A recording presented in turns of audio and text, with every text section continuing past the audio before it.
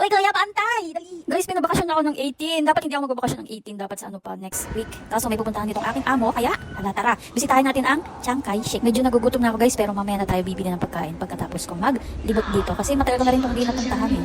Ganito talaga yung mga hagdanan dito. Ang tataas. Grabe naman.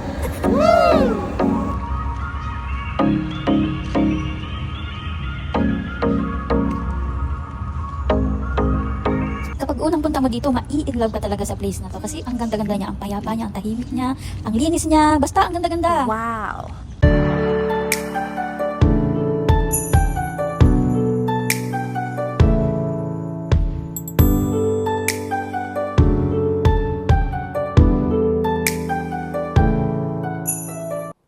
Guys, ito nga pala yung aking bahay.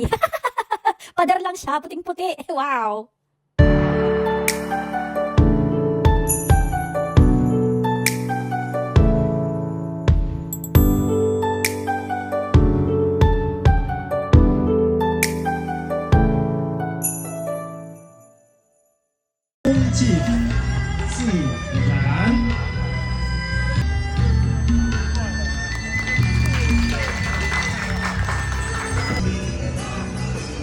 Guys, halika kayo, may papakita ko sa inyo. Yan.